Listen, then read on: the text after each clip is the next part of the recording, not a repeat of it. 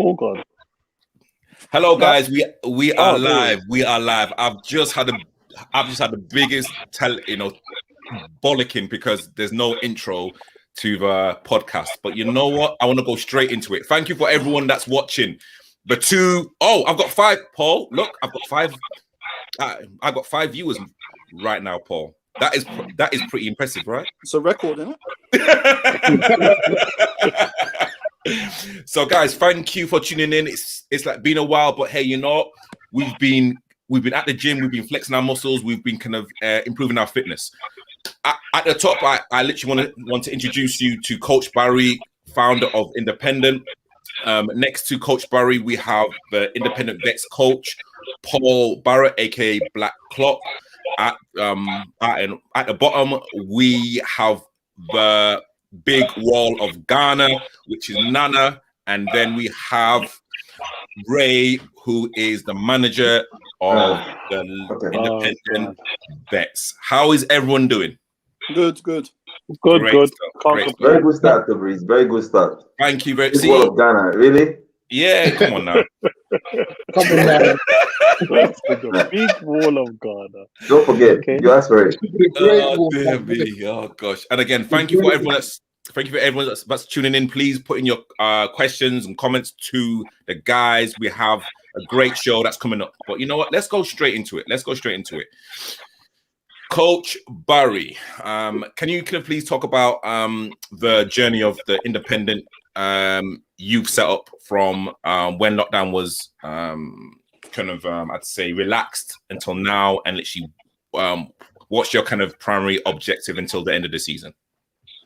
Our objective at the moment, we've just come back, we've just started back training, and the teams now, what the league's done, they've voided all our cup games for the youth teams, and all they've done is carry on with the league games. So all the teams are just playing league games and training. So we're trying to win each division or get in the under 11s to under 12s.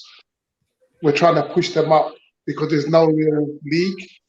It's more like there's no point, It's just on the basis of how they perform, you go up to level. So at the moment, the under 11s are absolutely flying and developing really, really, really well. Great energy around the under 11s. They've won their last 4 games by a great number of goals. So I've spoken to the league who's going to push them up to another division for next season because they're too strong for the division they're in. Mm-hmm. So I have to say congratulations to Jason and the great job he's doing there. But what I'm really happy with is the atmosphere around that age group and the commitment of all the parents around that age group. The under 12s are doing really well. That's run by Nino, my nephew Nathan. The under 12s have come back really strong and they're beating their toughest rivals. The under 5, we've lost 2 of our best players have been lost from the under 12s. One has gone because of family commitment and distance, and one of the boys the captain's just been picked up by Chelsea, so he's training with Chelsea on a 6-week trial at the moment. But they're playing fantastic football, and if you've got a strong team, it's inevitable your best players are going to go. The under 15s are unbeaten since we returned. They can win the league. They play the top of the league clash on Saturday, and they won it comfortably 3-0. Got a couple of boys from the under 15s going to Arsenal. So it looks like that team will lose a couple of its best players as well, the way they're playing. But the objective is always the same, is to develop boys, push them on into a higher level, professional class or semi-pro. So it's going to be hard if we lose so many good players, it's going to be hard to replace them. But the journey carries on. So our ambition is always just to keep developing, keep pushing, and the clubs, the youth section is doing really well. The only disappointment was the under 13s. We've had to stop them playing this season because we didn't have enough players for the under 13s. So I've stopped it and we're doing trials right up until August where we can sign players. So we're doing trials for the under 13s. We just had a problem there with the management and the commitment of parents which is very unusual. This is the first time we've had to really stop one of our youth teams from playing the squad, but hopefully we'll get it right when it comes. So it's just a quick summary of what we've done. But all the teams that are playing are all flying, all doing well, all the best for the managers running those teams. Really proud of the players that are gone. I wish them all the best. And there's always a place for them at Independent. They don't get through their trials, there's always a place. Oh, that's a summary of how. No, you know what I mean, and you know, Coach. With the little time that I've known you, you are very, very, very modest, and you know the kind of conveyor belt of talent that's kind of coming through Independent is absolutely amazing. And you know, I just want to ask you a question. So you kind of touched upon now like the kind of older boys now kind of going for that the semi-pro and like pro contracts.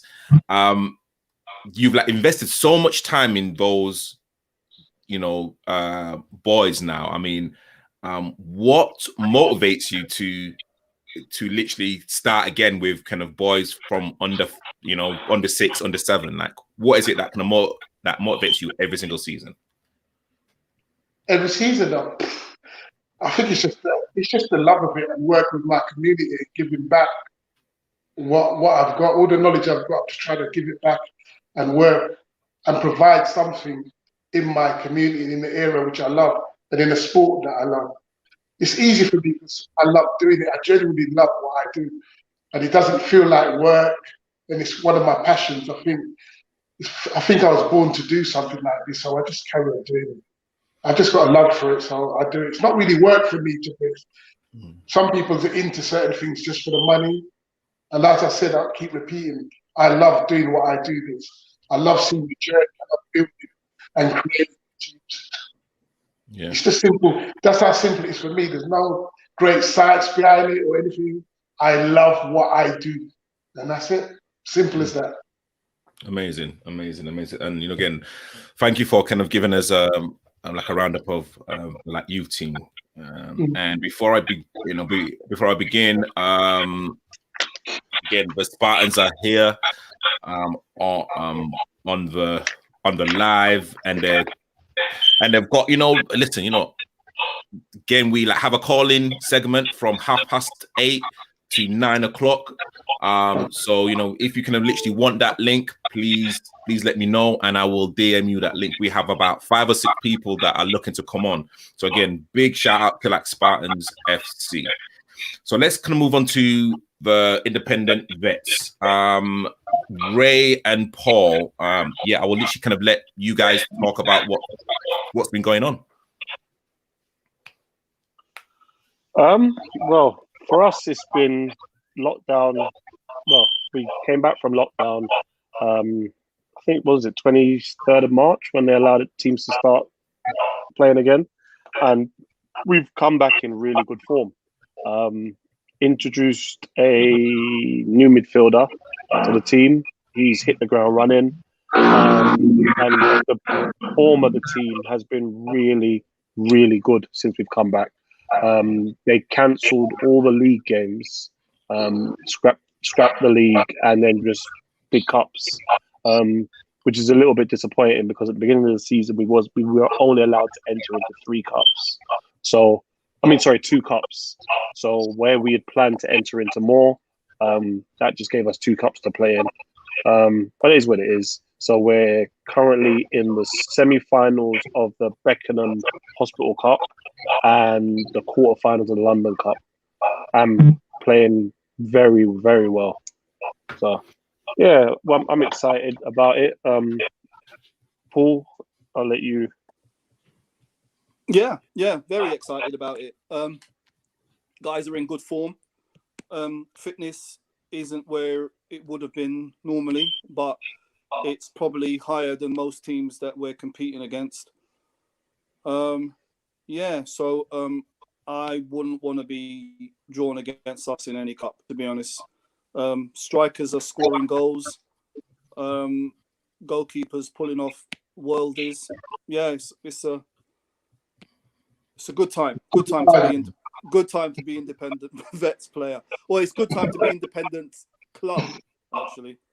because when we win, we all win. So yeah, it's a good time. It's a very good time. And Nana, how is it playing for like Bet's team right now? I've got to come back to you that. Sure, yeah. I'll come back to you that. Sorry, what's that? Oh, okay. Sorry. I mean, Jesus Christ. I mean, you got to be some kind of yes, bro. Can I ask you and Paul a question? Yeah. You know that the league was void. If a team in a higher division wants to pull out or drop down, how could you be pushed up to a higher division that way? Well, I suppose if that was to happen, I would say they could, but the league, I think what they've done, they basically said there's going to be no relegations and no promotions. So it would have to probably be a team that folded. That would be the only way. And so, Ray, even if they requested to drop down, they think that league's too high for them, and they requested, they wouldn't be able to drop down. I don't know. I mean, our league is a weird one. They sometimes make the rules up as they go along. I shouldn't really say that out loud, but hey, it is what it is. I'm just kidding. But at the end of the day, I suppose if a team said, yeah, I want to drop out, then the league would probably make a decision as to who they'd push up and who they move down. I suppose. Well, they said they want to come down, and yeah, I suppose they would make a little jig around, but I don't see that happening, to be honest. I think most of the teams that were in Division 1, they were established Division 1 teams, and then the teams that got promoted, I don't think they played enough games to then feel like they were out of their depth, because our league, they stopped it as soon as they brought in the tier system. They stopped the league from that point. So we kind of stopped playing from, I think it was beginning of November. We stopped, and then I think the most games anyone had played was about 5. Was it 5, Paul? Yeah, about 5 or 6. Yeah. Yeah. So I don't think. It wasn't a lot to judge. I don't think they'll have a problem in that regards. And last thing to brief, I just want to say, you two are doing a great job. Keep it up. I'm impressed. You've done more exceeding than all my thoughts you would have got to. I love it. Yeah, like Caprice, keep supporting the team, Caprice. Well, I mean, literally right now, that's the only thing I'm doing. I'm like it kind of feels like I'm a cheerleader, but you're not even that good a cheerleader. Actually, the thing is, Tabrice, you're your own worst enemy, and I've said this to you on many occasions. You'll play 2 good games, and then he's either injured or can't attend. No, wait. Will lose his place, and then it's a struggle to get it back. Wait, okay, I want to end this narrative right now. So I would love you to end it. Well, I'm like talking about in terms of when like lockdown was like relaxed. So I came in, and what I played. Was it 55, 60 minutes? Cool. Like I played in midfield. Paul and Ray trusted my ability. I was happy. The following week we played. I played Southeast, and then I started.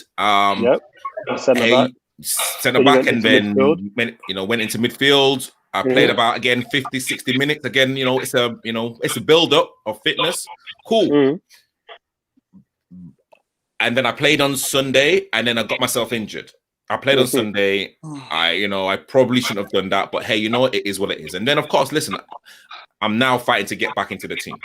Yeah. I've like been at every single game since like lockdown. I've been there to support. Yes. I've like been there, I've been there to film. But now I've been training. I feel good. I'm like ready to literally try and fight for that first 11 berth. And this is a question to like Paul. What can the squad do, or like the players that are kind of on the fringe do to literally impress you and Ray to kind of almost kind of get a first start? Paul, just before you answer that, Paul, I just want to press Tabrice a bit. what narrative are you trying to end? Well, this kind of narrative in terms of I don't turn up because I'm going to a theme park or No, no one said that this time. No one said that. You've done that in the past. You've done that in the past. It's not even a narrative. In the past, you've knocked us on the head to go Peppa Pig World, and so that has happened. We're not making it up. It's not because it's my daughter's birthday. Because not it was on my the daughter's Saturday. birthday. Not, her birthday was not on the Saturday. The birthday It wasn't on the Saturday. But you Here know, we go. but you see, But anyway. we're not making it up, Tabriz. So No. when you say end the narrative, you make it sound like we made it up. It's happened. You did it. We didn't do it. But literally at this present moment in time, like Yeah. I am here. I've always been committed, and I just want to say, if I didn't feel I could play, I wouldn't have done the warm up because against Santos, I didn't do the warm up because I knew I was injured.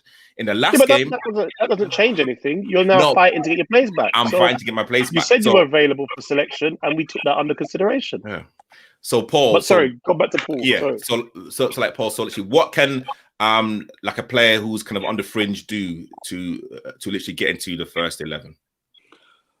The player has to come training, impress, and when he gets his chance in the game, has to take it with both hands.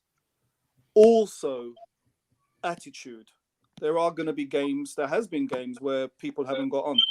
And I watch, I mean, they might not think we do, but I watch their attitude.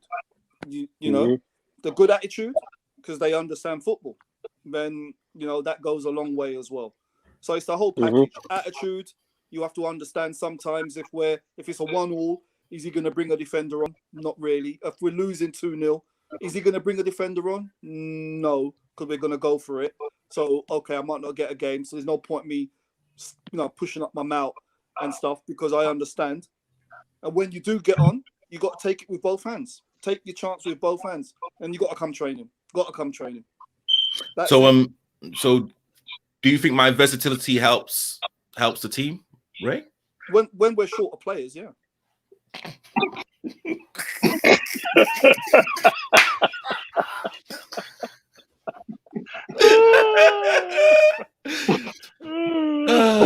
Which is not very often. So Ray, I mean, on a kind of like I'm serious note. I mean, again, players who are versatile, and exactly what Paul said, that literally have like really kind of good attitude and character.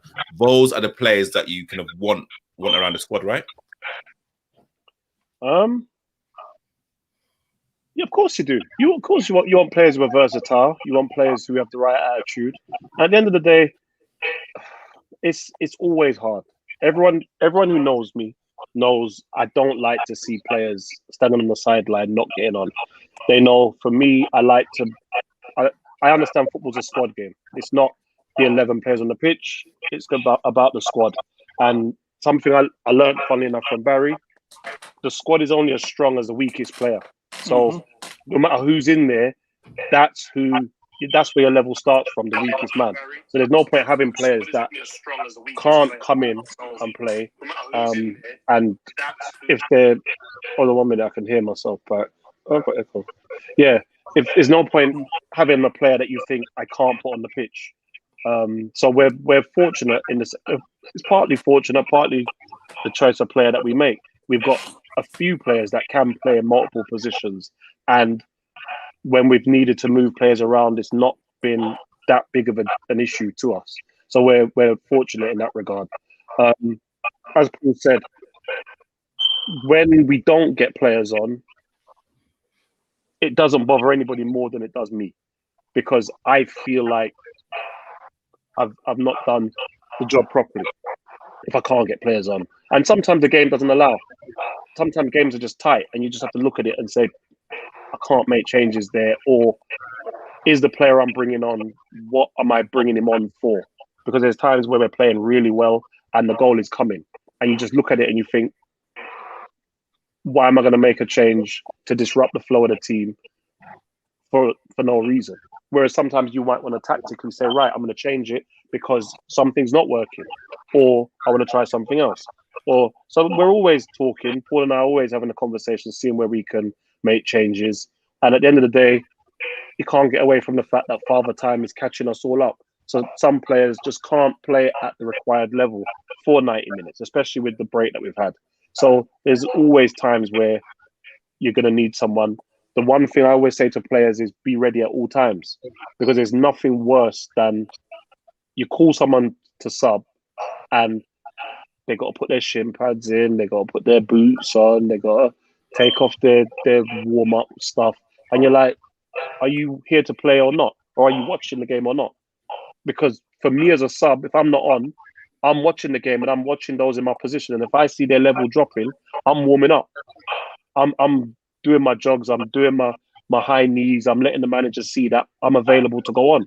Whereas some, you see them sat down, they're having a giggle, they're not paying attention. Some of them don't even know the score at times. And you're like, are you serious or not? So it does all. I mean, even something as simple as like you turn around to the subs and you say, can someone run the line for the first half? And you notice the same faces who disappear and move away. That doesn't go unnoticed. At the end of the day, we've all got a job to do. We've all got a part to play. If we win on the pitch, everybody who's here with us wins. So everyone should do their bit. So, yeah. No, brilliant. No, brilliant. And again, thank you for all of the comments. Straight BC. I'm not gonna say your name, but hey, like you've just said, Paul, do you like want to come and manage us at the Spartans? Do not answer that. I don't do Sunday football. I don't put up nets, my friend. Okay, all right. Well, listen. Well, you know what? Let me just say straight BC. I don't, again, I would love to kind of get your name, because I have someone from like the Spartans on this live coming real soon. So hey, it'd be quite interesting. Tony Hernandez, Paul is on fire as usual. Peter up caddies. Caldecott. And Victor Sweet. Oh my gosh, shout out players. Thank you, Paul, for your recommendation. And hey, like that's literally what I need from you. Hey, you know what? Let's go straight into the club calling. And again, this is first come, first serve. And the person that's been on this call the longest and literally came on around 8:10 is someone that I know dearly well, is George Lister. George, I am putting you in this call. Yeah, George is coming on. This is horrible. George, how you doing, sir? You know what? This is horrible. Hello, fellas. Can you actually hear me okay? Because all I hear is like this. Yeah. We can hear you, George, man. How you doing, George?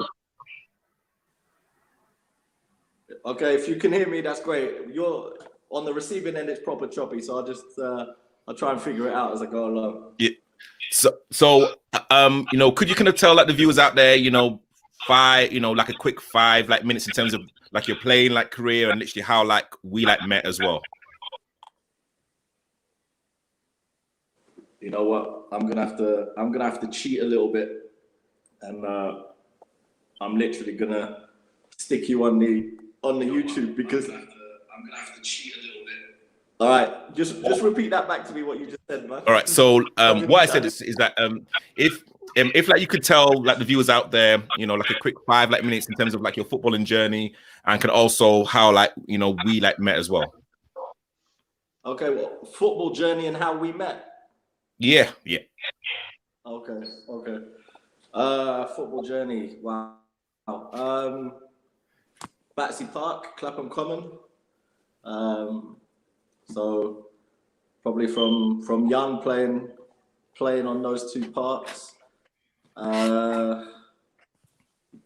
Played in Portugal for the provincial Sporting Lisbon, and then in England, sort of messing around with Chelsea's academy over at Battersea Park. I don't know if they still use it, the AstroTurf there.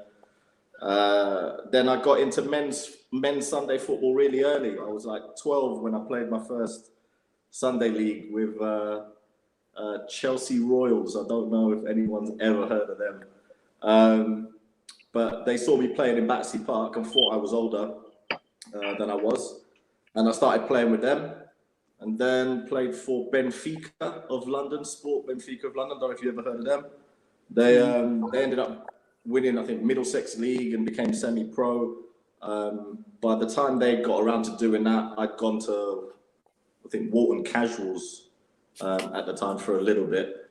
But before all of that, I played for London Soccer Academy. It was on Choice FM. They had one of these talent things that they advertised, and there was loads of man in Brixton and Clapham all coming together, and we kind of, I think they only gave out sort of 11 contracts, and I think it was 50 people that they whittled it down to. So it was about 300 people, and then it got to like 100. They split it in half. They had like a 50 in one side of the common, 50 on the other. And then I became captain of that academy. And then from there, I got a call from Wimbledon to go and play, to go and trial for them when it was like I think it was the crazy gang back then. It was like in the 90s. And the same week I was supposed to go to Wimbledon, I got a call from Tottenham. So then at the time, I'm on my own. Like, I left home at 17, so I was a bit of a, how would you call it, roadman, if you want to call it that, as in properly on the street. So no mobile phones in those days or anything like that. And it was, just turning up at a lawyer's office and them trying to tear the contract to pieces. It was a guy near Ferndale. I think he lived near Ferndale, and I've never spoken to him since. I feel sorry for him. It was a guy called Joseph, UEFA level coach. He set up this this whole talent competition. Choice FM blasted it out. So then you got your sort of, you already know me, so I was already kind of a little bit known in the area, but that's how you got known in playing football. You do a few things and, you know, that language, isn't it? We didn't have like things like this, these types of shows. So when that whole talent thing happened, it was so many people from all over, from West London, East London, everyone coming just because it was on the radio. And when I went to Spurs, they were basically saying that they wouldn't pay the release clause, that I was only speaking to the lawyer, not anyone football related, and that, you know, I'd be a fool if I continued with them, and they'd only pay that kind of money if I was like Maradona. And here's an angry teenager, you know. Let me just get this, just paint you a picture. I walk into this lawyer's office, and they put me in a room, right? And I'm sat there waiting for someone to turn up, and the phone is ringing in the room. And the secretary comes back in, the receptionist secretary comes back in and goes, "That's for you." So they didn't even see me face to face. So it was some lady up in whatever floor. So angry teenager, you know what I mean? So coming from, it's not even about coming from South, but it's that, you know, naturally comes out of my mouth. Coming from South, yeah, angry teenager, whatever, like, you're not even going to speak to my face. Like, okay, fine. So I'm on the phone to this person telling me, don't sign this contract. It's horrible. Now, what I didn't know is they're just, you know, they're doing their job. They're trying to avoid paying, I think it was about 20 grand to this academy to then sign me on. And presumably they're thinking that I had parents and whatever else. And I didn't. You know, it was me pretty much on the street at the time. And I just got really angry. It was like, you know, telling me that this academy was trying to shaft me, and then telling me, like, it was the Maradona comment at the end. I mean, yeah, a lot of you don't really know me, you know, from back then, from when I played when I was younger. But funny enough, I got comparisons with Maradona, with Lineker, Keegan. They mixed it all up. I got every kind of nickname back then, depending on what my hairstyle was saying, to be honest. And I walked out. I walked out of there, and then I went to the next training session. And they started entering an exhibition team into the Unibond League. I don't know if you know about it or remember a Unibond League back then. So the idea was to go into create this semi-pro exhibition team to give people from the area or from wherever, to give talent a chance to be seen by scouts. That was the premise. And from the age of about 12 through to 16, I don't know how young your viewers are, but from 12 to 16, I was already thinking it was too late for me, because I was seeing boys that I felt I was just as good at or better, not to be too arrogant. I was seeing them going off and getting taken to academies and trials and whatever else that I had no clue about. And none of them were going, oh, my mate George type of thing. So I already had it in my head that it was too late by then. So when I went to this showcase academy, London Soccer Academy thing, it was kind of like last chance saloon back then. Now, before that, just to put it into perspective, before that happened, I played for 10MB.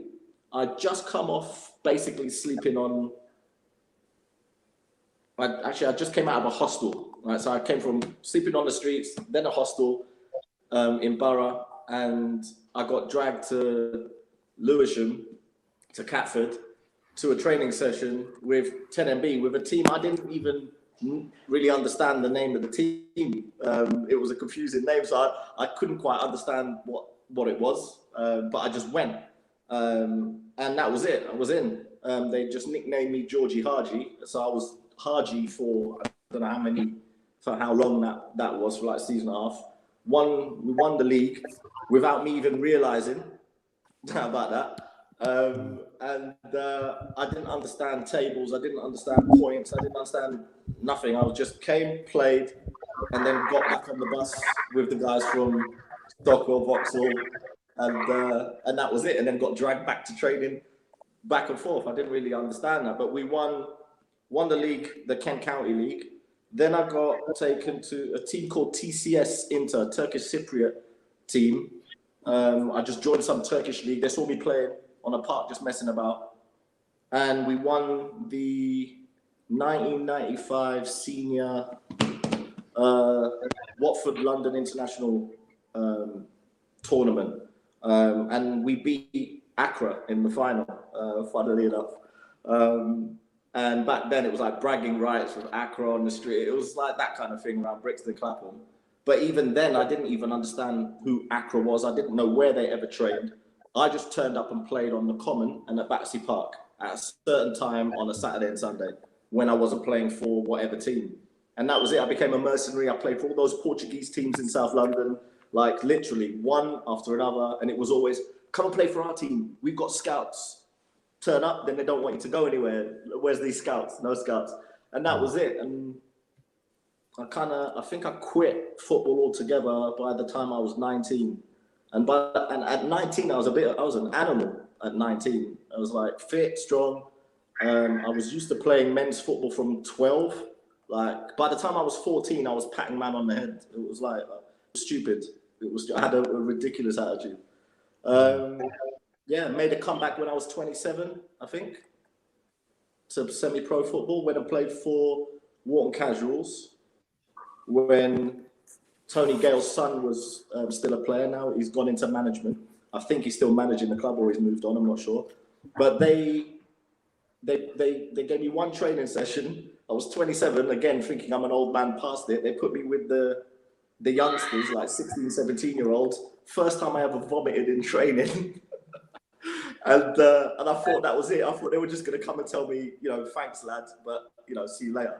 And they started me in the cup match against Dover Athletic the next weekend. So they gave me the number 10 shirt. I went and played. I think I played 75 minutes. When I came off, Dover, we didn't have one travelling supporter, not even one. Dover supporters gave me a little standing ovation when I came off. We got battered by them. But it was like, it's a weird one to explain it to you. When I got back in the dressing room, I literally took the 10 shirt off, put it down, looked at it, and I went, yeah, I've proven the point that even at this age, if I wanted to, I could come back to football. And I pretty much stopped playing serious football, completely stopped. 10 years later, at 37, I make this ridiculous comeback. I was like, to all the fat people out there, including me right now, because I'm in Turkey eating a lot of shit food. No, good food, but not healthy. 10 years later, I was 118 kilos, back injury, knee surgery that required a second surgery. In 9 months, I dropped 40 kilograms and didn't go semi-pro. I went pro. I went, well, the equivalent of semi-pro, I guess, in Spain. I made it to their 4th division in Spain, 2 different clubs there. And then an agent took me to Morocco. I played in the 2nd division there. And then just before I had a trial with the 1st division, I ended up tearing a quad in half in the gym. I didn't think I didn't have expectations that I'd go to a 1st division trial and get signed at the age of 38. But I was fitter than most people. Most people in certain squads obviously didn't have the same running in the legs. It's a young man's game. And my type of position, I thought I was reasonably okay. So I don't know if I'd ever have gotten a look in at a trial at that level or not. But I was quite satisfied with where I got to. So that was what I was 39 when I like everything up. And like, you know what, George? Let's kind of hold it right there because I've got crazy amounts of people, and literally, this has got to be a part 2. This is literally got to be literally like a part 2. But Yeah, again, literally, thank you for that. And literally, we are gonna get you back onto the show, and literally, we will definitely do a part 2. But George, thank you so much for like coming on. I'll leave it to you to tell people about the Norton days. Yes, 100%, 100%. George, thank you so much. Guys, I'll be watching. Right, See you later, man. All right, man. Cheers, man. And then we have Junior Baker, Skin 2T. How you doing, sir? Yo, I'm Papa. Hold on a minute. Let's listen to some rhythm and our vibes from the Sunday evening, you know? Hold on. I have to turn this down. Hold on. You are definitely enjoying yourself now, innit? You're definitely enjoying yourself. Yeah, why not, man? If you excuse me as well, means if I pour a little drink as well, you know? You know what? When I was asked to jump on the live, I was tucking into my dinner and I thought, hang on a minute, what kind of beat this is? And then Craig was like, look, Baker, you know what? Do you mind jumping on the thing? And I said, whose is it? He said, oh, it's to Bryce. I said, you know what? Let me eat this thing. So when you messaged me, I was trying to eat this thing quick, you know? How you mean? Yo, cheers, fellas, man. Cheers. What's happening? Yeah, good. So literally, can you kind of talk us a bit about Kenningwell and literally a little bit about the game today? Boy, Kenningwell, man. Boy, 1967, man. That's when the club was founded, you know, by a group of friends that merged from from Kennington and Stockwell. And it was only right, you know, just to kind of call it Kenningwell. You know, and it's amazing when you talk about the history of Kenningwell because we're actually coming into our 55th year now. You understand, in July. So, you know, it's also a milestone, you know, and yeah, man, we've just been a team that we're a gentleman club. You understand? Our club morals are based on respect and the right attitude. You understand? But, you know, when you're bringing in new clientele, new players from all different walks of life, they're going to come with all different issues and problems, you understand? And, you know, it's important that, you know, we try and educate them by giving them the basic fundamentals, especially as timekeeping. You understand? You know, timekeeping means everything. You know, things are going to happen. You know, we had a few players today, unfortunately, that couldn't make it. And that last minute feeling of, you know, when you've really sorted out your your player sheets and who you would like to play, and then you got to reshuffle. That's the whole reason why you have a squad. So it just enables the next player to obviously, you know, step up and have a chance. But yeah, man, Kenningwell has served me right. It's helped change my life in many ways.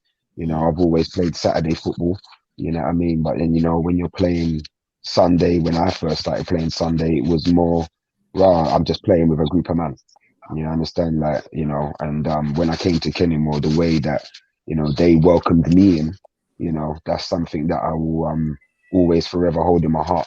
You know, to Maurice Walker, who was the founder, who sadly passed away a couple years ago, Devil Hamilton, you know, Cecil, Leroy, Denny, you know, 2 brothers that ended up taking the club on for another additional 15 years. And now they've kind of paved the way to the likes of myself, Craig, who manages the club, and 3 other individuals that have also played for the club. So it's for us now to kind of try and take the club, hopefully another 15 years and get the players that we have to kind of buy into what Kenilworth is all about, you know. So yeah, it's been an interesting road. It's been an interesting journey.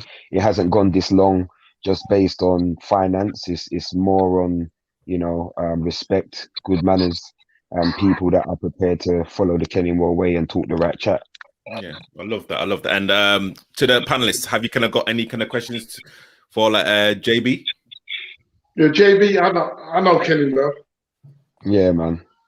We used to play against Kenilworth when I was at 10 and B in the London, Kent and border. LKB. This is a long ago. I think Kenilworth, this was back in the late 80s or early 90s. We played in London, Kent. Good games. We won the league and moved on. Yeah, man. That's I mean, Kenilworth have pretty much been in every league. Pardon? They've pretty much been in every league. I mean, obviously before my time, you know, I used to play in the LKB, and I used to play for a team called Southside Villa at first, and then I went on to play for a team called Mottingham Village. So I ended up playing against Kenilworth, you know, and obviously, you know what I mean? Like before I obviously came there, you know, when I very first started playing Sundays, you know, I started playing for a team called Moonshot, you know. And yeah, you know what I mean? So that's where that's where I was born and bred from, you know. So you know, I started playing for Moonshot, and then I went on to play for Carib as well. And then, you know, yeah, I played for Carib with Lee. Yeah, I understand down there. You know, and I actually still check for Lee, who don't live more than 10 minutes down the road from me now. How is he? How's Lee? How is he? Because I know he's not well. Yeah, he's okay. You know what I mean? You know, life's not treating him the greatest, but he's still fighting strong. Okay, bless, man. You understand? So we have to give thanks to that.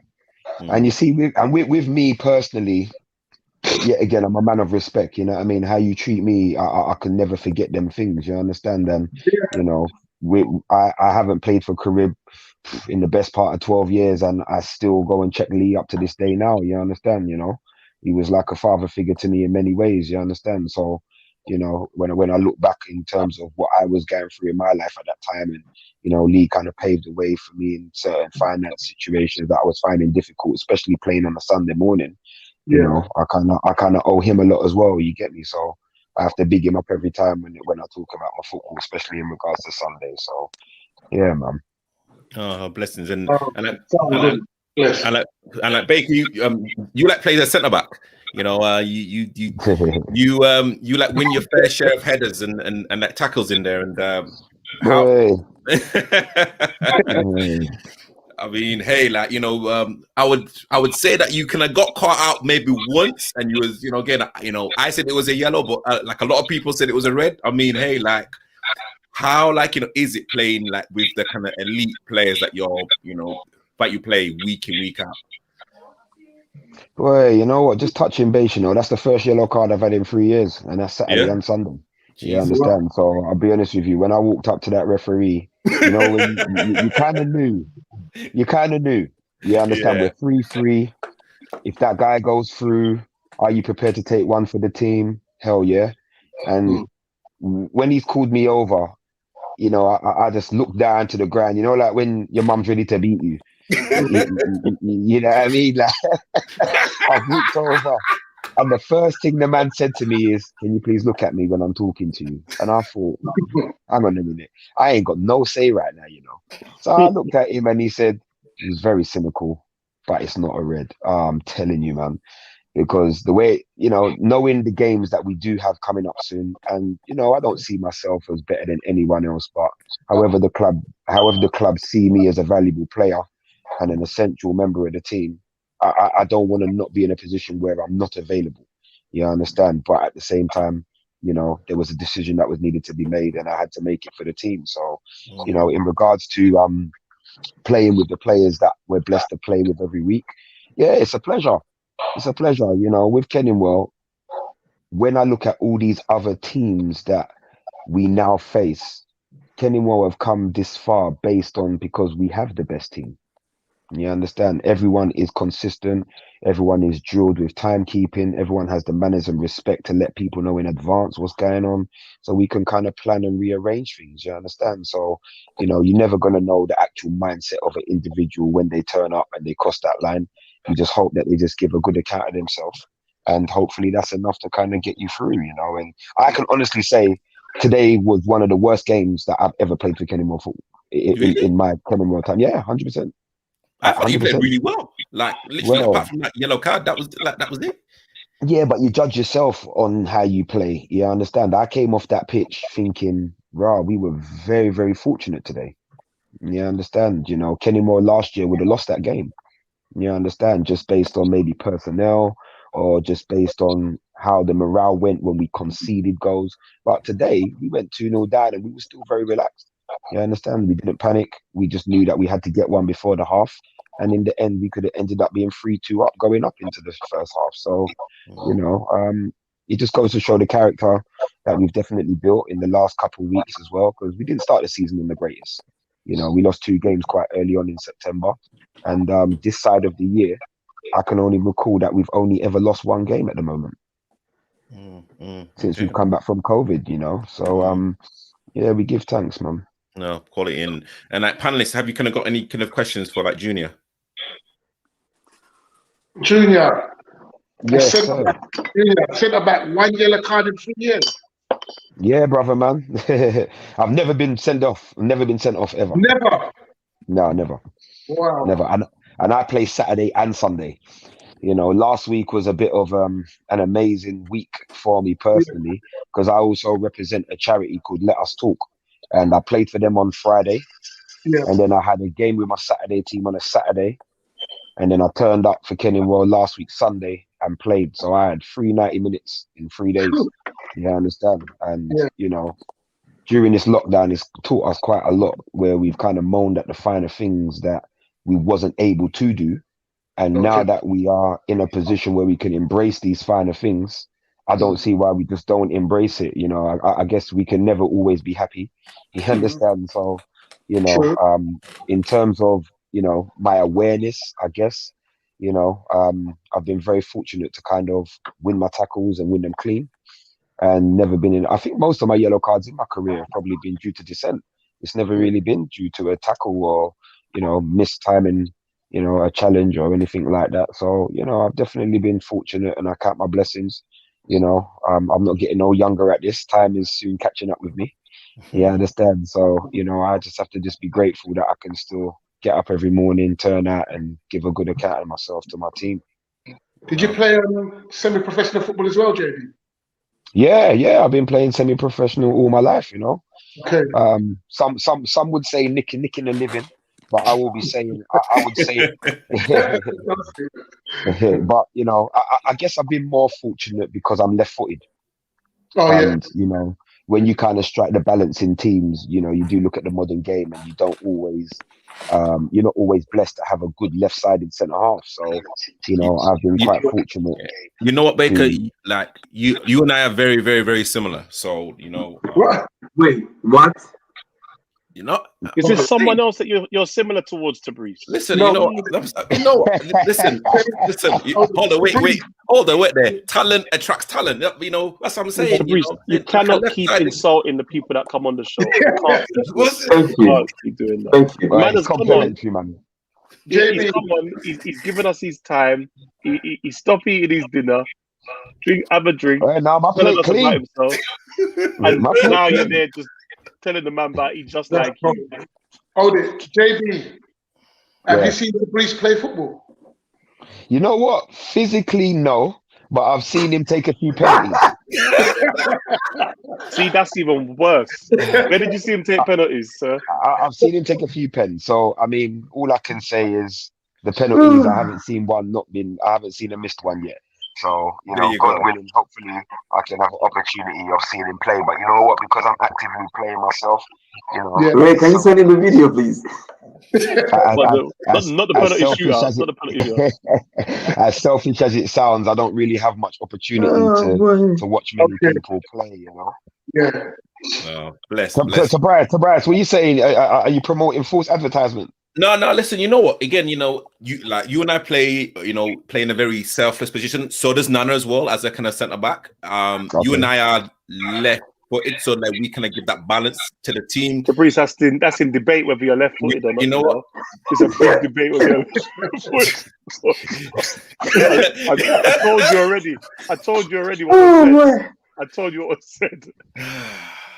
JB, we both know how to position ourselves, and you know what I'm saying? Like, you know, again, you know what? You won, I'd say 99% of your headers today. Paul, you know what I mean? Ray, are you gonna sit here and let him chat all this nonsense? Seriously. Okay, No. I'm gonna break. You see, gentlemen, you lot would have more of a count of what Fabrice is like than me. I've never seen him play. Okay, It sounds You like know the reason why you've never seen him play? he keeps Because on, he's never available. he keeps Oh, on, okay. he keeps He's on played with this. four games in like 3 seasons. See, you know what, Ray? See, you know, this is like the false narrative that I was talking to you about.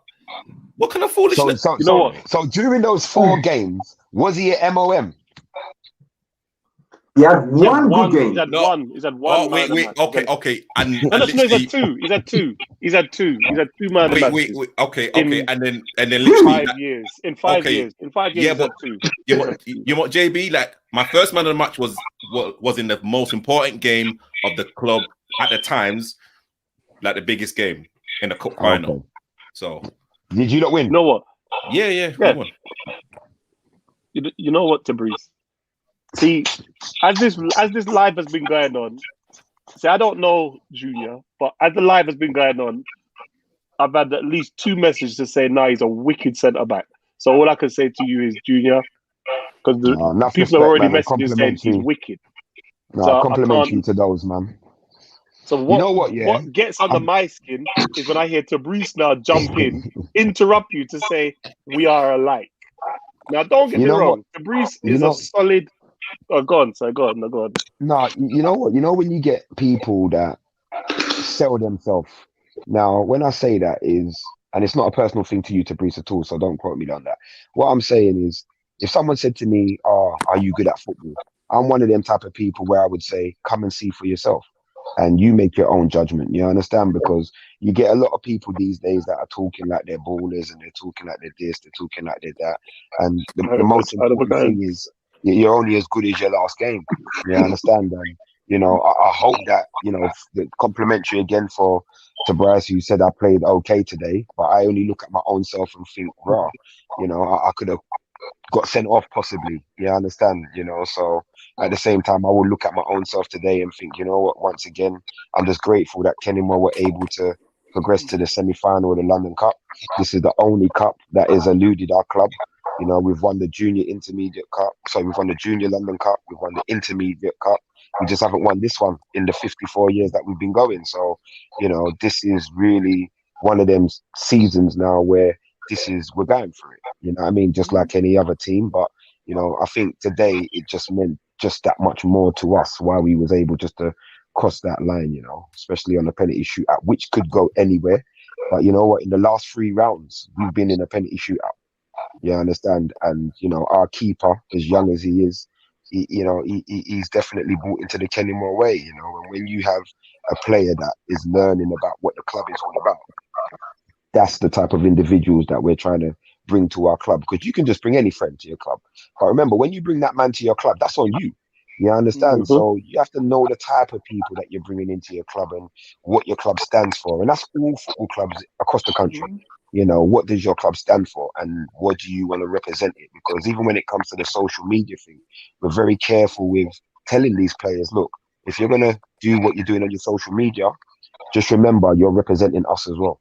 You understand? So we don't want no one coming to us and saying, rah, these men are talking all reckless talk and all of that, because it's such a harsh reality when you got to eat your words when it don't go right for you, man. So if you don't do it, then you're not subject to any puppy show. You understand? So it's just all about not tweeting your clubs when you're doing what you're doing. Just be very mindful and expect a backlash if things don't go your way. You understand? So, you know, once again, man, you know, we all play Sundays. We're all involved in it because we care about it. It's now forever getting bigger and growing a lot stronger. And, you know, there's so many new characters and faces that are now starting to adopt to what Sundays is all about.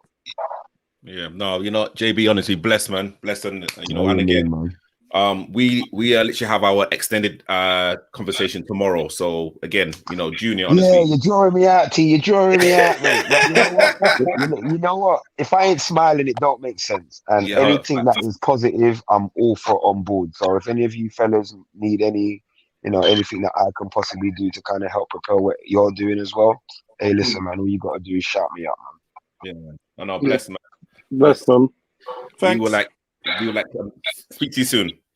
Yeah, enough respect, fellas. Take Enjoy care, your man. evening, yeah? Take care. Yeah, man. You too, man. Respect. Take care. Respect. Take care. We have Jamie Leggett from Myland Beatties. How are you doing, sir?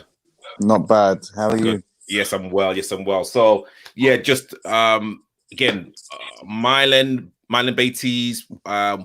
What league do you guys play in? And again, what are you looking for at the end of the season? Well, first we play in the Hackney and Leighton League, so over in East London, at the home of the Marshes. Home of football, sorry. At the Marshes, so Hackney Marshes. Sorry. No, go on. I think he's having technical difficulties. Yeah, my phone's playing up. Okay, all right. Yeah, no. So we play at Hackney Marshes. So yeah. So it's a great thing to play over there. As much as people knock the pitches and everything, it's great to see so many people and so many pitches and so many people active over at the Marshes still after many years, obviously, of it being there. Yeah, we're looking to win the league again. It would be the 5th time in 5 years in a row. This is my first year with them, but obviously Justin has been Myland Beatties squad for the last 4 years, and before that he was Myland on its own. But he's looking to win the 5 years in a row, which is in the history books. I think it's not been done since like 1960, I think, something like that. So yeah, he definitely wants to win that. As a squad, we only had 2 players originally from last season's squad, so we had to build a new squad. Obviously, me and Justin have got to the quarter final, and the boys have got to the quarter final of the London Cup. So we're playing Hammersmith in 2 weeks' time on the 23rd. So yeah, it'll be an exciting game.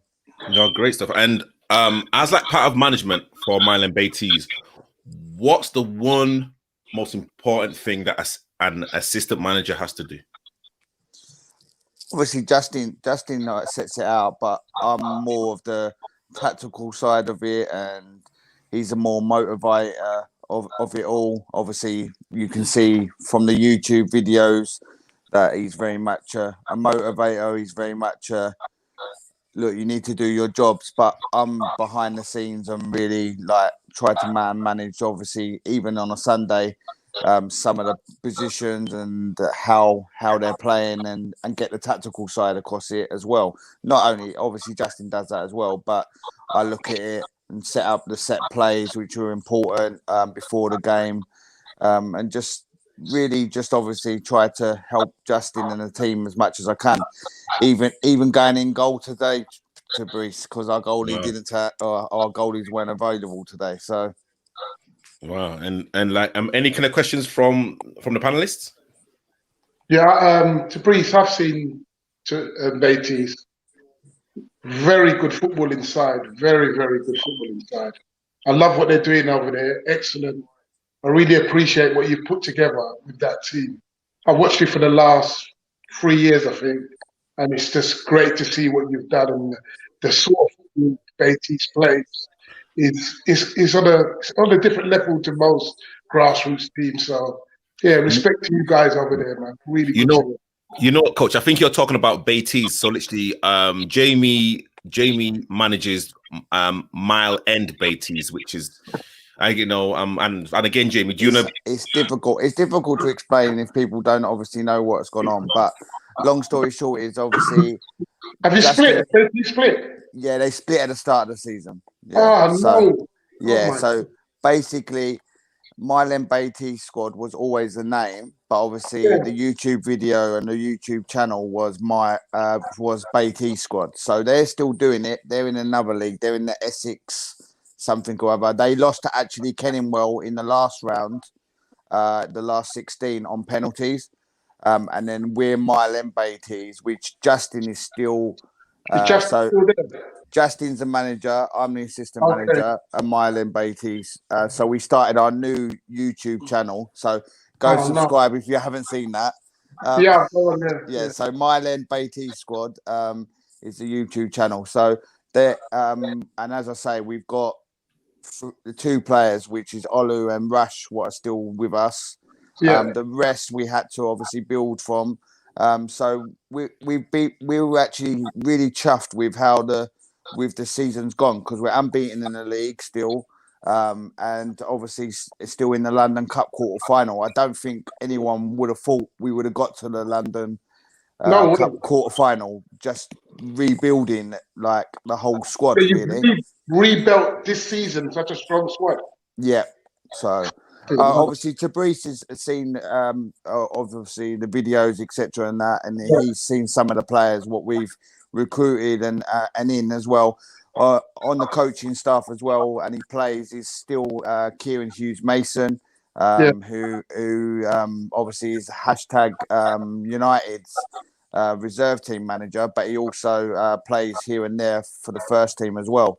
So we've got some good caliber of players, really. Charlie up front basically is like the Jamie Vardy of Sunday League. Don't stop running, scores goals for fun, to be fair to him. But we're excited to pit our wits against other teams. But we was looking to obviously win the league still this season. But we're quite shocked, I think, to get to the quarter final. But now we'll give it a good go. And we're only two rounds away from the final. So anything can happen, really. AFC Hammersmith. I don't know. Yeah. So Tabrice knows them. It'd be a very, very hard game. It'd be a very hard game. They knocked out under the radar in the last round on penalties. Who under the radar are obviously another YouTube side, but they're a very, very good side. I spoke to a few of the lads who I know as well, who play for under the radar, and they said three or four Hammersmith players are very, very exciting players, but they're very disciplined side and they battle hard for each other, which I knew anyway. But anyone in the quarter final of the London Cup, it's got to be a hard draw anyway. Yeah, definitely. Ray and Paul, any kind of questions to like Jamie, as like all of you are management, got the management experience? No, I like what he's doing. I also like to shout out to Brice, because he come to what Junior just turned around and said is actually the Let Us Talk is my charity team, what I do away from obviously Mylen Beatty as well, and it's all about, obviously I've got it on now as well, it's about mental health and the players what have been involved, and Tabrice coming down to our first game when we played our first game against 3am, and he promotes it and everything like that. So thank you, Tabrice, for that, obviously, and the amateur football content in general to keep showing awareness of mental health, because it's a massive subject for so many people, but we as men we don't speak out with it. Yeah, so true. Jamie, thank you so much for coming on to the live, and no doubt we will definitely speak soon. Yeah, cheers. Thank you everyone for inviting me on. Thank you. Thanks, man. Have a good one. Jamie. You too. Keep it up, Jamie. Cheers. Thank you very much. And good luck Bye-bye. for the quarters. Cheers. Thank you. Bye-bye. All right, we have Jamal waiting, but you know what? Let's kind of keep Jamal waiting. Well, just bring him on. We could just sit on the panel, because we got some things to ask him anyway. So bring him on and let him just stay there. Tabrice, before you bring anyone in, I've been trying to see this. Today's show has been a good advertisement for grassroots, and it's been nice. But I kind of need some smoke. And there's been a couple of people in there that come on this show, and there's one in particular who said after the next game, they're gonna come on the show, and every time I've seen you say, "Oh, I'm bringing this person on," I've looked at the screen, the corner, and I haven't seen him pop up yet. And you know who I'm talking about. Listen, you know who I'm talking about, Tabriz. I can't control about, I can't control. Have you messaged him? Have you messaged him? Listen, I've done all of the work that I have to do. No. Did you message him personally? Did you message him personally? I have a lot of people's numbers, so literally I just blasted everything out. Okay, yes. But no. Did you send him a personal message? Because Paul asked you in the week. Yes, I yes. Contact with him. So did you contact him personally? You know what? I've done everything I possibly can. Ray, it's what we always knew. Those two teams. Why are you not answering the question though? It's a simple question he's asked you. Well, no, Paul, it's not even those two. What do you want me to do? It's not even them two after, Paul. It's my man who's Division 8, licking out Division 1 teams all the way through. Oh, yeah, hold on. Yeah. Okay, wait, hold on. Caldecott Arms have just come on and literally given you like the shush sound. So they're watching. So they're giving who the shush? Who are they shushing? Me. They're like shushing you, like you and Paul. But like again, but I need to know what their result is as well, because I got questions for them too. But there's Southeast. I wanted to dig into how they got on, and he said on here, you can play the footage, Tabriz. He said, win, lose or draw, I will be on here to dig into it. And when he's giving guys man of matches and to me don't deserve it, I want to see now who he gave man of match to after the last game. Pub side, mate. He's a pub side. You know what? All I can say, I can't control the smoke or the people that come on, but the next people that are gonna come on and they get. So you didn't message him. Put it that way. Yes, I did. Well, I told you what Swag was gonna do to them. Swag did it to them, and now they've probably. All right. Okay. They're an okay. Well. division side. Simple. Listen, you know what Swag was gonna do to them. You know, you did. And you asked Tabriz to get in contact with them, and as far as I'm concerned, he hasn't. Listen, he just sent out a generic chat. No. You know, I do believe that they will probably come on, but hey, you know what? I can't control, they won't come on. But let me say, the next team that's gonna come on now, this is the first time that I'm speaking to them, but I know, they believe in their own ability. I'm not gonna say that, nothing wrong with that. And again, hey, they may bring the smoke. Again, well, I'm looking for a bit of smoke today. Today's been lovely. It's been lovely today. It's been lovely. It's been nice. Okay, okay. So let me kind of let them in. Galacticos FC. Galacticos. What's this? An Avengers film? Galacticos. What's this? Hello. Can you hear me loud and clear? Well, you've given the big speech to Brees, so I'm hoping that this all worked out. Hello, can you hear me loud and clear? Galacticos FC.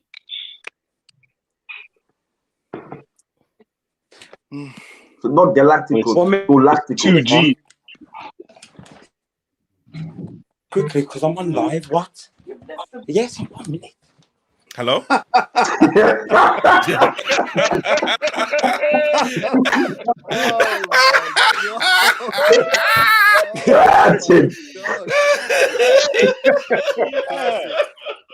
Yeah, 1 minute. Online. I'm gonna go. Looks like the missus is showing who's boss, isn't it?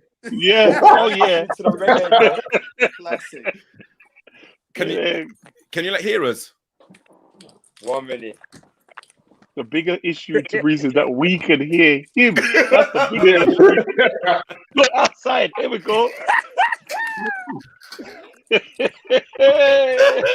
1 minute. Oh dear. Can you hear us loud and clear? I was saying, lads, you good? Yeah, I'm good, man. I'm good. I'm good. We're good. How are you? Yeah, I can hear you. Can you hear me? I'm good. Yeah. There's a kind of bit of a lag. I'm good, man. Thanks for letting me on the show, man. See, look, everybody's just popping up to me now. See, I've got all full reception. Oh, listen. Your reception is bad, man. Yeah, man. Hopefully, just like their performances, man. Bro, man. So come on. So can you kind of tell us a little bit about your team.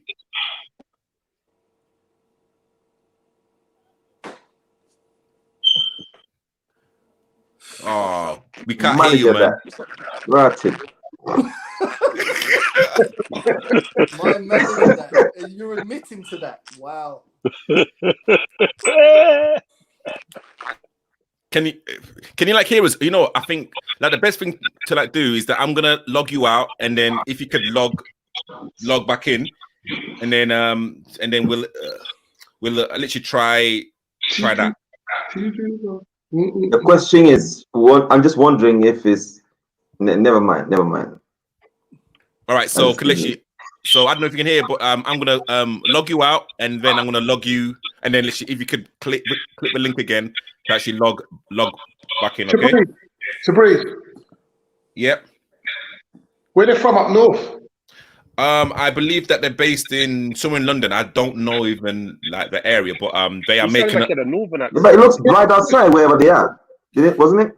Well, you know what? Honestly, like the God's honest It truth. did look bright, actually. As you said that, Nana.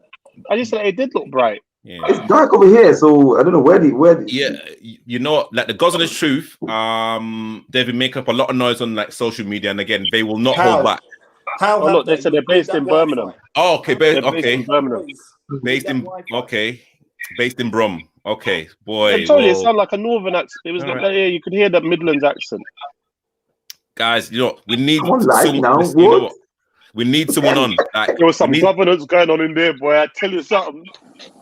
You know what? We need someone on from that team. So if it's the manager, if it's a captain, a player, like we need someone. Someone back. But you know what? Let's kind of bring in Jamal. Jamal, how you doing, sir? Good evening. How we doing? Good evening, Jamal. I see those smiles. Everyone's happy to see me. I like. We got some questions for you. Big up to Independent. Questions for you. Quarterfinal tie coming up. They're playing against a very good London All Stars team. So I'm going to see what's popping with that. Well, are you going to turn up to that one? Jamal will very, very likely be in attendance.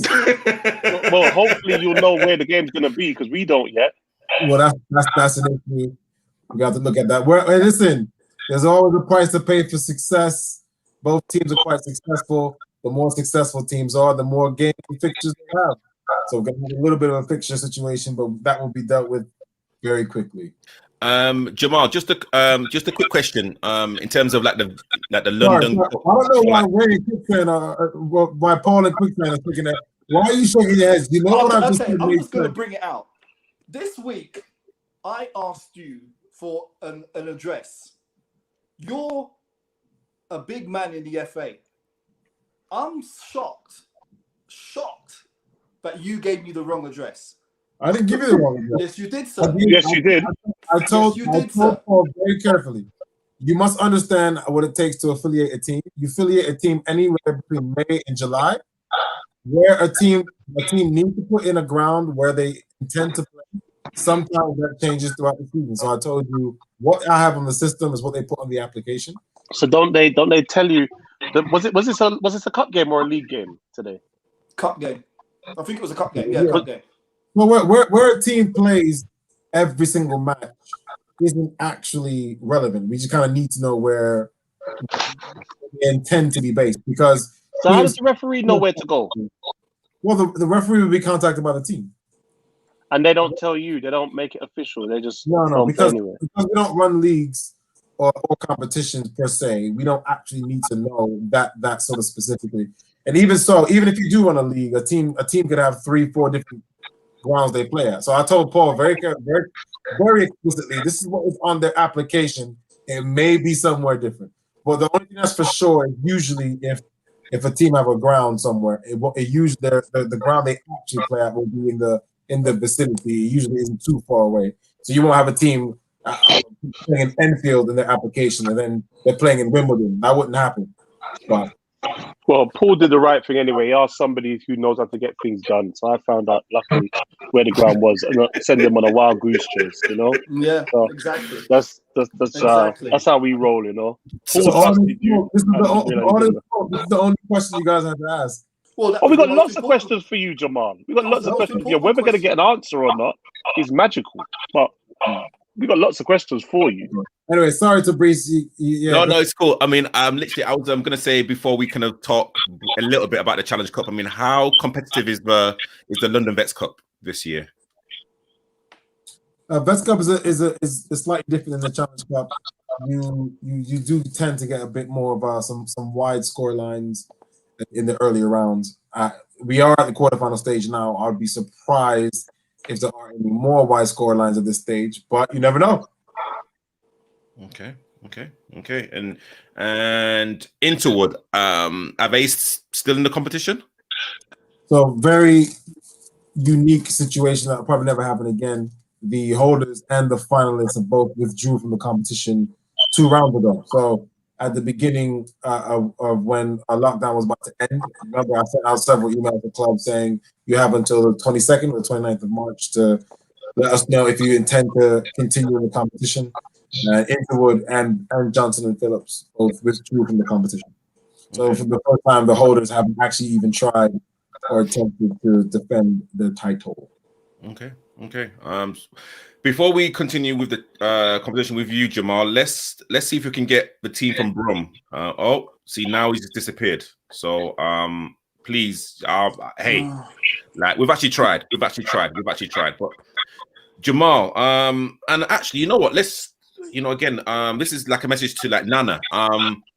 Now you've been like playing like vets football for about 4 or 5 years. How like have you seen it changed from 4 or 5 years ago?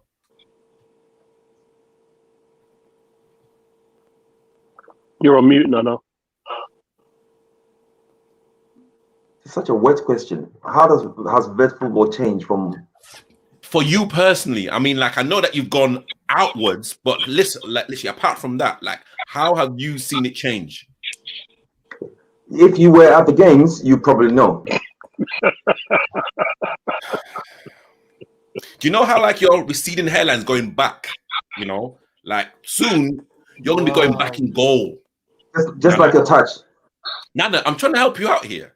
Did you see his touch today, by the way?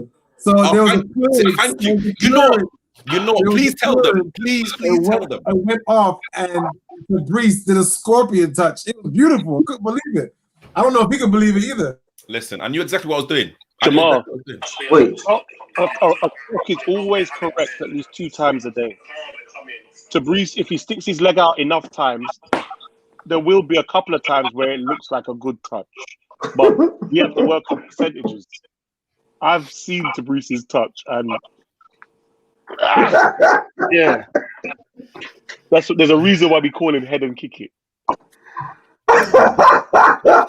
So Nana, how has Vets football changed? Listen, I think we've answered this before, but yeah, why not? People used to think vets football, they hear vets, the word vets, and they think it's like some walking football, some old man football. But you only have to come and watch Independent FC play to know that it's got nothing to do with old man walking football. I mean, we beat Wimbledon Town, the team that you play for. Nothing, open age team. It's no achievement there, Nana. That's what I'm saying. Yeah, I mean, we were meant to be the old men, and the open age team, we just wiped them off the face of the planet. It's just, so vet football is the thing now. Is the thing now. We've got very good players, very quality players. Obviously, excluding you. And we're doing very well. If anybody feels like vets football is like walking football, that they've got it all wrong. They just have to come and try out. As I said before, earlier on in this season, there are two types of teams. A team put out an image on social media this week of a pint of beer, and a football, and my response was, that just shows you what type of football team they are. They say win, draw, or lose. It's about the beer. Well, this team that we have together, this club, is a completely different thing altogether. If we lose, I ain't going to have a drink and laugh and slap someone's back. I'm peeved. I want to put it right the next week. You know, there's two different types of. I thought that team, they come on your show quite often. They're not here tonight. I thought they were made of the same stuff as us, but after that sort of image and that little chat, I can see they're in the second tier. They're the IKEA and the B&Q and the home base players who don't want to do that with the missus on a Sunday or a Saturday, so they play football. Oh, good. They're that type. You know? Okay. So them sort of teams, just do that on social media when you see me on it. Just do that. Just do that. Okay? Mr. Klopp. Black Klopp. Oh my! Yeah, man. I win big things. I win big Yeah. things, man. Sorry. Wait. Sorry. Did Paul Barrett just say he wins big things? Have you won the London Cup? I've won the National Cup. Stop. I didn't ask you that question. I haven't asked you that question. It's yes or no. Just say I won big things except the London Cup. Say that. I've won the National Cup.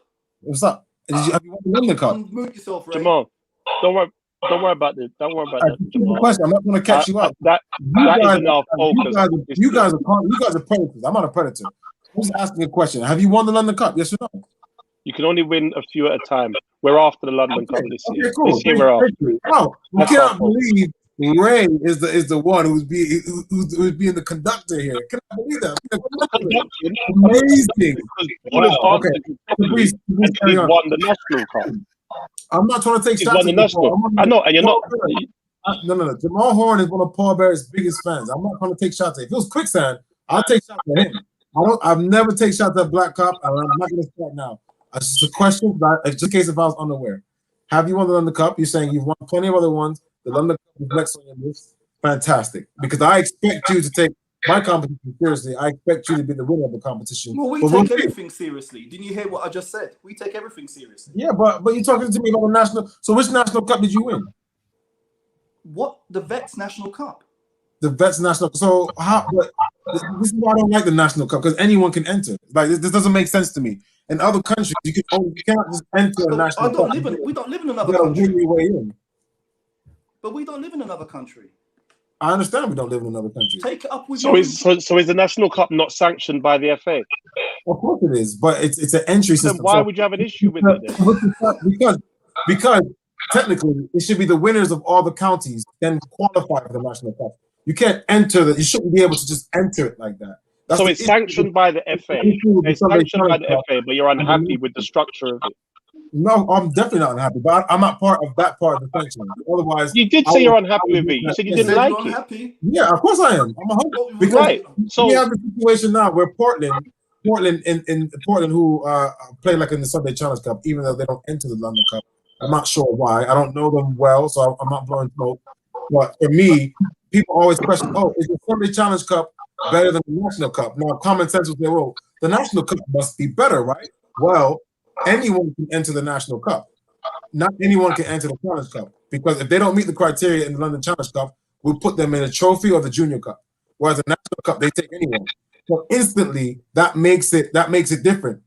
For the so, what is the criteria for the Challenge Cup?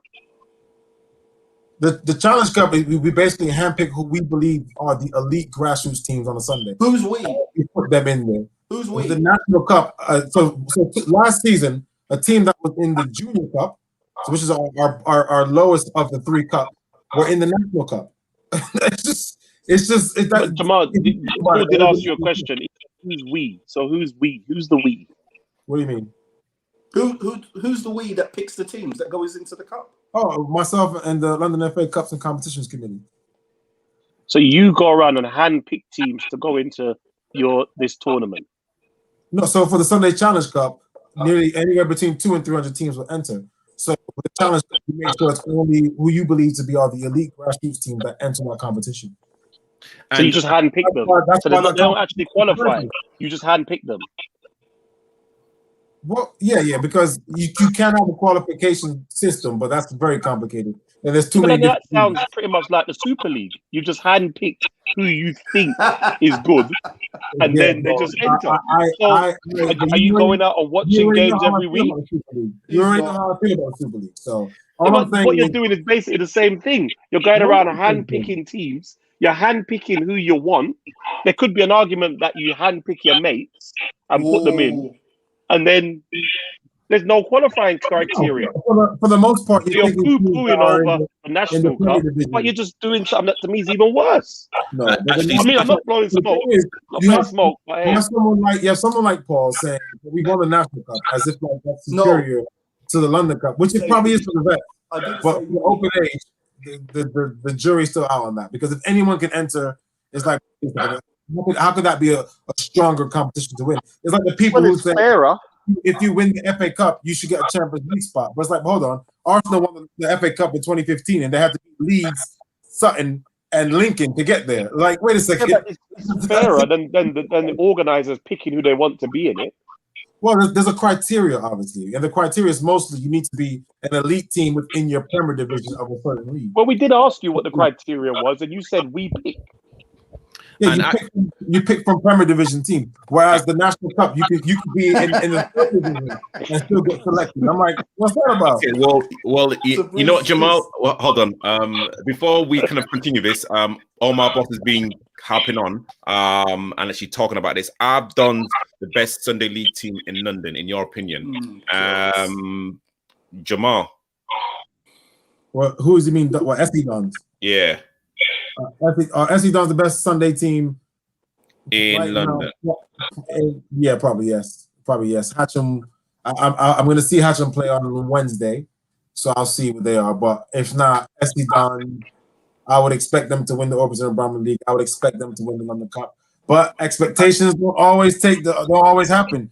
Just because they're the best team doesn't mean they're not the only team that's great. There are other really, really, really good teams out there. And if they don't play well on the day, and they can get beaten. But right now, I think they're the best team on form and experience. I think they're the best team. But a lot of other teams out there. Cool. Hey, you know what? I mean, again, Nana, what do you rate more? Is it the National Cup or the London Cup? As a player and also as a referee? Nana, you're on mute. London Cup. Okay. And why? I think just my opinion, but I think that the criteria for the London Cup is one of the highest competitions, and to win it, you've got to beat some really good teams to be able to get there. For the nationals, it's a good competition. But again, in terms of the criteria for selection, you can beat some good teams and some really like poor teams and still get where you want to get to. So basically, you can play some like 3 good teams or 4 good teams and win the final. You see what I'm saying? But the London Cup is just, you have to be on point every single game to the final. That's just how I see it.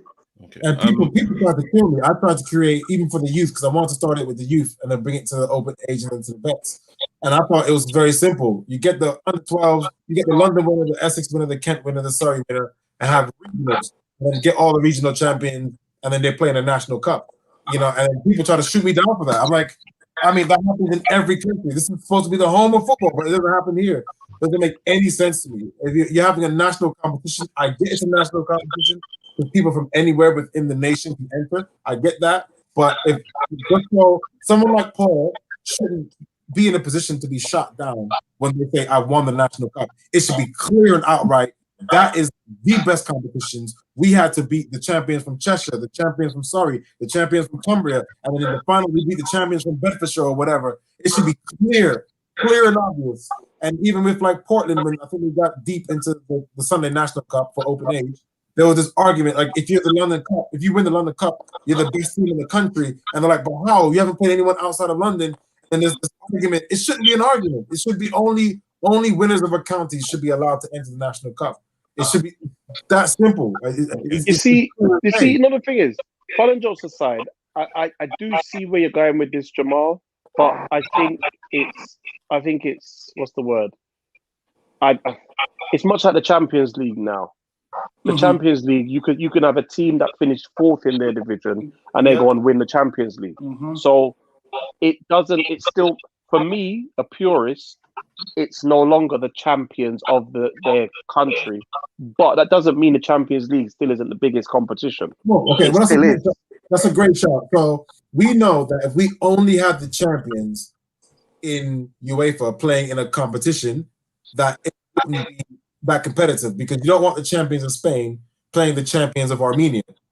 You'd rather have the champions of Spain playing the second best team in Germany, or the 3rd place team in England, because there's a level of equation. You have Real Madrid getting beat by Chelsea, for instance. But then, same thing with the Club World Championship. No one is interested in the Club World Championship, because if you win the Champions League, you are the best team in the world, right? So then that is different. But even so, with the Champions League, there's a qualification process. Okay, Everton can't just go and apply and enter in the Champions League. Eibar can't just go and apply. Atalanta can't. Yeah, but unfortunately, in grassroots football, most competitions you can apply for and enter. That doesn't mean that they're not still a good competition. I mean, I've seen some of the teams that have been in the National Cup, and I disagree with Nana. Some of the teams I've seen in the Nationals are very, very, very good teams. And like, you don't enter into the Nationals because you got to go and get yourself a semi-pro standard pitch. So you don't go out and enter it to pay out all that money if you're not a decent side. Let me ask you a question. You don't get. Have you ever seen a bad team? Well, I would expect there to be good teams, but have you ever turned up and had a 6-1 or a 7-0? There's been the odd 6-1. There's been the odd 6-1, but then in the London Cup, there's been 8-1. There's been 9-1s. There's been some mad scores in that, and not just this season. In other seasons, there's been big score lines because it's just the way that, as you said, especially in vets football, it depends on who turns up on the day. We can't hear you, Ray.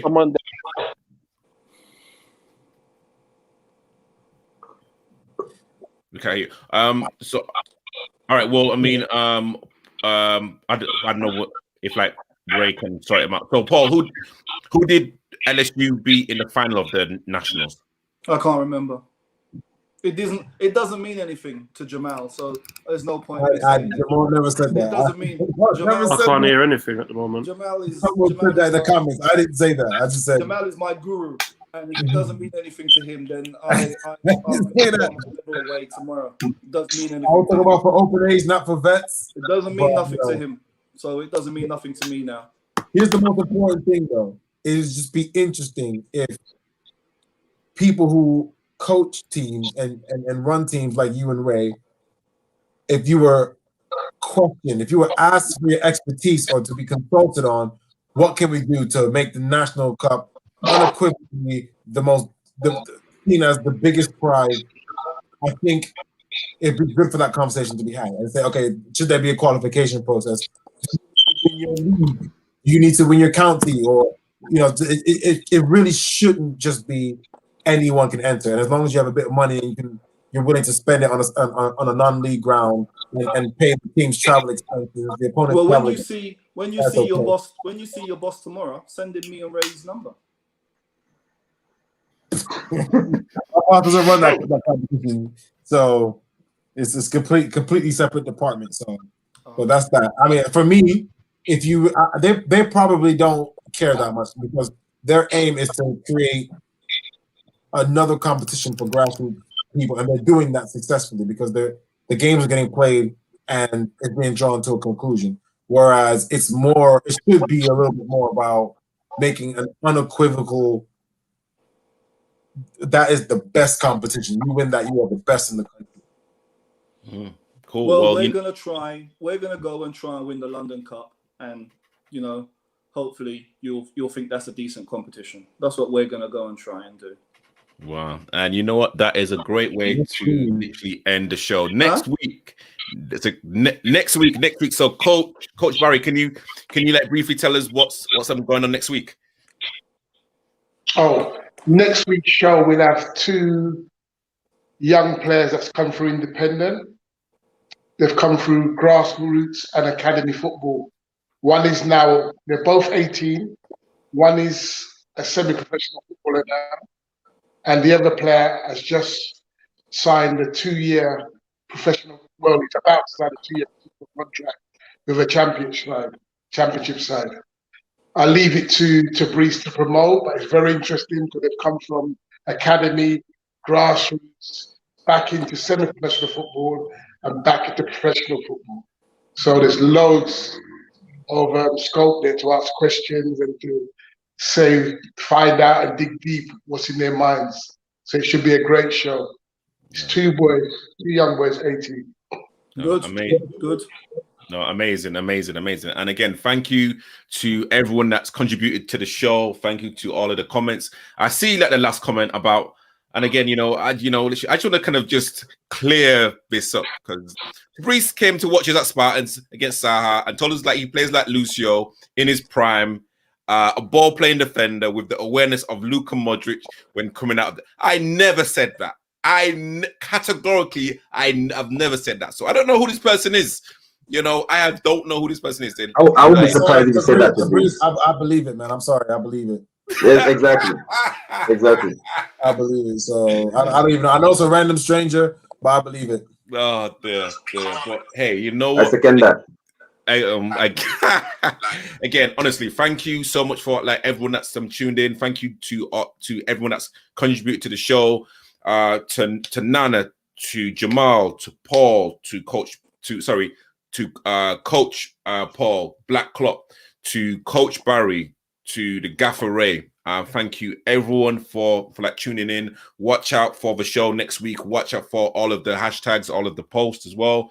I salute everyone that supports grassroots football, Vets football, the National Cup, the London Challenge Cup. Hey, you know what? We're here to win trophies. No one remembers second place. Remember that. No one remembers second place. Guys, I will see everyone again on Sunday. Have a beautiful week. Guys, we are out.